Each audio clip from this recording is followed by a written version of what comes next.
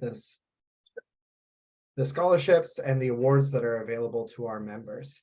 For our session tonight, just a little bit of the logistics. We will have some questions available at the end.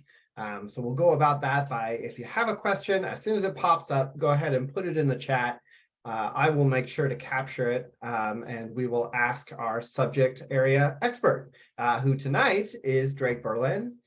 So Drake is a 2016 initiate of our Phi chapter at Bethany College, and is also Phi Kappa's Director of Chapter Services.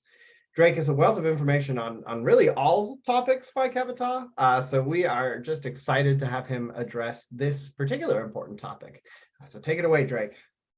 Awesome. Thanks so much for that, Michael. And welcome everybody to tonight's session of Progress. We're super excited to get this rolling off the ground and excited for the monthly rendition of our Progress sessions. So as Michael alluded to, tonight we'll be talking about awards and scholarships. And I've had the fortunate opportunity to be a part of awards and scholarships really since I've been on staff. I've also received awards and scholarships when I was an undergraduate at Bethany College. So very familiar with the process, very familiar with the nuts and bolts of the process as well.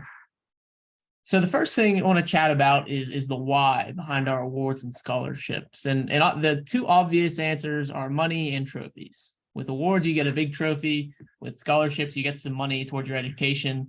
But really, it's about the opportunity.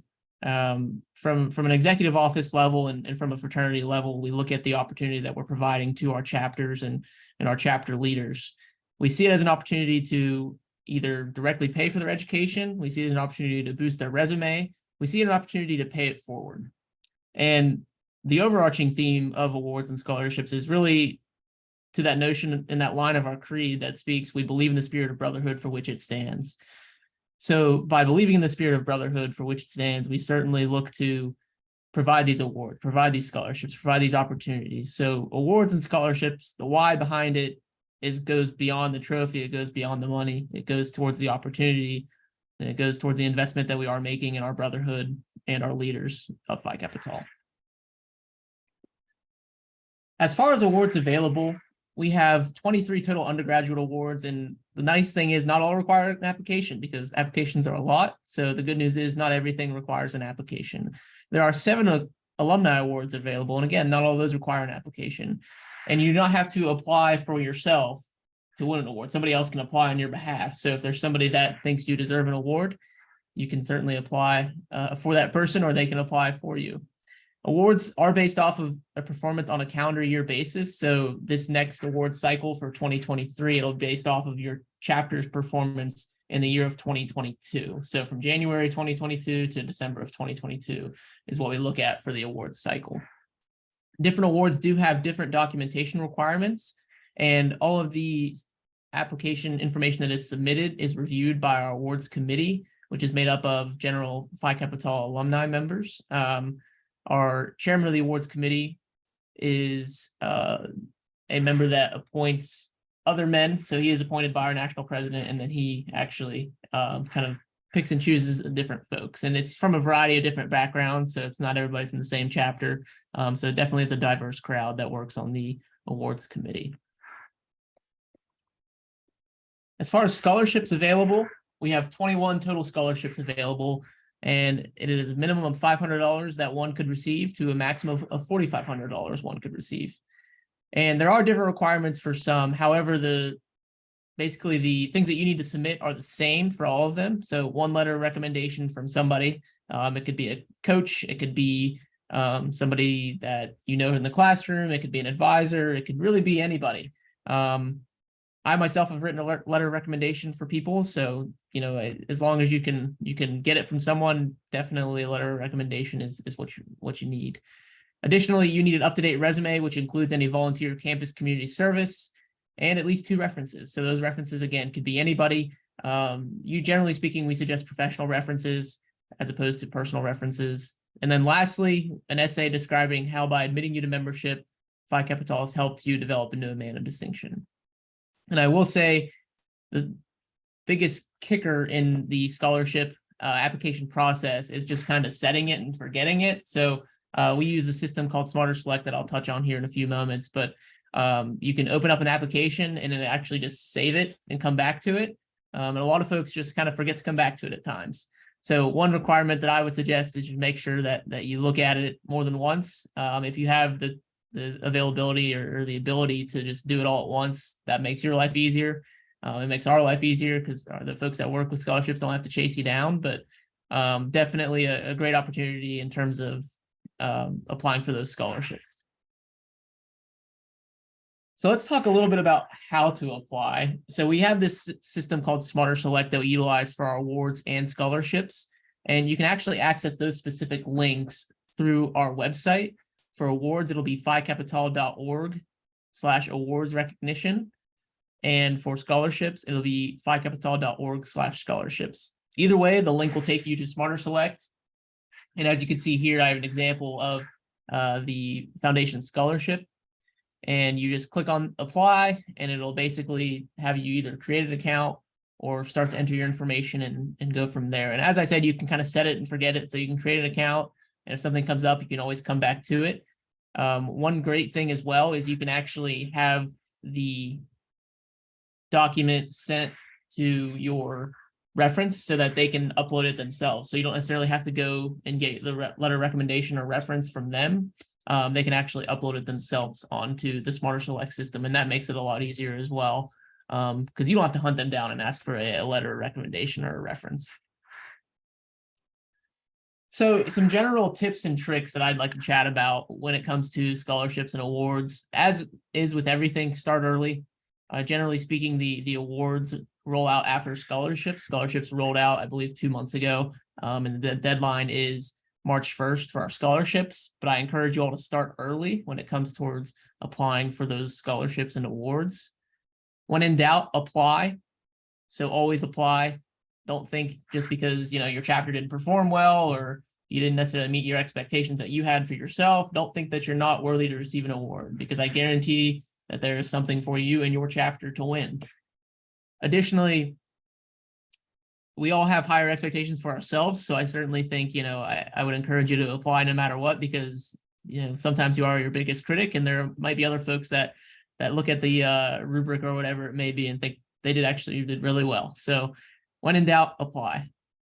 Next, notify your references. So if you do choose to utilize the Smarter Select system and input that references information, notify them in advance and say, hey, I'm going to use you as a reference. Just so they know and they're aware, and they can expect to receive an email, or they can write you a letter of recommendation, and they can ask you questions or whatever it may be, but definitely notify your references. Fourth, ask for help. One of the biggest things that we often don't see is chapters asking for help with the awards process. We are certainly open to providing that support, providing that help, and Michael touched on, and if he has not, he will touch on how the Education Committee has offered their time to help with the application process. So ask for help, ask anybody for help. It could be myself. I'm very accessible. So shoot me an email, ask for help, ask your chapter advisors for help, really ask anybody for help, because they want you to succeed. They want to see you rather capitalize on that opportunity that's available. And lastly, perhaps the most important thing is don't overthink it. I think that's the most important thing for our chapters, is not overthinking it. A lot of chapters at times will overthink things. I'm apologize, my dog is barking. So don't overthink it. I think ultimately that's one really important concept, is just not overthinking it. As I touched on, when in doubt, apply. Chapters hold themselves to a higher standards oftentimes than we do, so don't overthink it. Life's not that hard, just make it easier, right? I think ultimately not overthinking it is your best bet. So when in doubt, apply, start early, notify your references, ask for help, and don't overthink it. Now let's talk about deadlines, because these are super important, and one of them is approaching very, very soon. Scholarships, the deadline is March 1st, 2023. So that's coming up very soon. So if you have not taken a look at your scholarships or have not submitted an application, there's still plenty of time to do so, but that application deadline is approaching. Awards, you have a little bit more time. The award application deadline is April 24th, 2023. So you have plenty of time. If you need any additional resources or walkthroughs with the awards, please ask for help. and I'll list who you can ask that or really go to for that help. So general questions, you can direct your general questions for scholarships. So if you have any issues with the application, if you have any issues with accessing it, or really any just general questions or concerns about the scholarship process, you can contact Alex Haller. He is an employee for the Phi Kappa Tau Foundation and actually maintains and oversees our Smarter Select system and works directly with our scholarship committees. For awards, you can contact myself. I have a direct relationship with our with our awards committee, and I can definitely field any questions, comments, concerns. Kind of the same concept applies. If you have issues with Smarter Select, feel free to let us know. Today, we fielded an inquiry related to Smarter Select, and we were able to fix it pretty quick. So, if you have any issues or anything, please don't hesitate to reach out. So what other additional questions do you all have related to scholarships or awards? Fairly quick presentation, but what questions do you all have or any points that you'd like to bring up?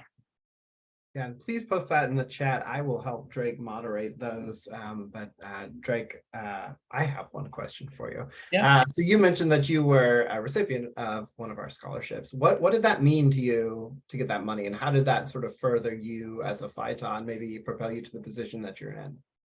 Yeah, as far as winning the scholarship goes, it was really a big help for myself at the time. Being a college student, we're always strapped for cash. So I'd say having that money, and I actually think I put some of it towards my chapter dues. So I think having that money and be able to fund my fraternity experience through that was really beneficial and definitely saved some stress from me in terms of working extra hours or anything like that during my time. So that money did go a long way. Fantastic, thank you. And again, if there are any more questions, you can post them in the chat, although it was a very complete presentation, Drake, so I appreciate the thoroughness on that. I will be on the lookout, but in the meantime, I did want to touch on something that Drake did allude to.